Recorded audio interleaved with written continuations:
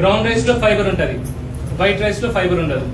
అందుకే white rice తినగానే sudden గా గ్లూకోజ్ పైకి వస్తుంది, బ్రౌన్ రైస్ స్లోగా వస్తుంది. సో మరి నేను వైట్ రైస్ తినాలా కానీ గ్లూకోజ్ పైకి రావద్దు అంటే ఏం చేయాలంటే వైట్ రైస్ లో నెయ్యి వేసుకోవాలి. నెయ్యి వేసుకొని వైట్ రైస్ తింటే స్లోగా గ్లూకోజ్ పైకి వస్తుంది, సడన్ గా స్పైక్ రాదు, సడన్ గా షుగర్ పెరగదు ఒకటి. అండ్ తినేటప్పుడు కొంచెం రైస్ తినాలి, మరీ ఎక్కువ రైస్ తినద్దు.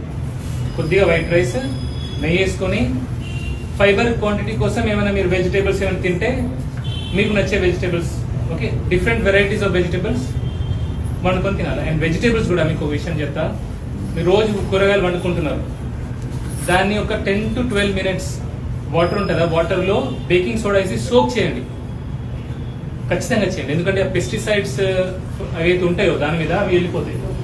12 నిమిషాలు 15 నిమిషాల కంటే ఎక్కువ చేయకండి, ఎక్కువ చేస్తే మరి అందులో వైటమిన్ మినరల్స్ పోతాయి.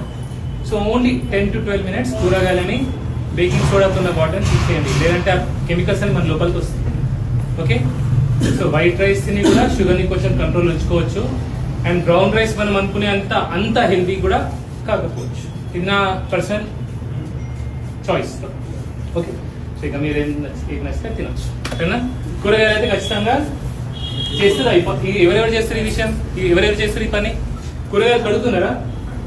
బేకింగ్ సోడా సాల్ట్ పనిచేయదు, బేకింగ్ సోడానే పనిచేస్తుంది. బేకింగ్ సోడాని అది కూడా 10 to 12 minutes. బేకింగ్ సోడాలు ఎవరు కడగట్లే?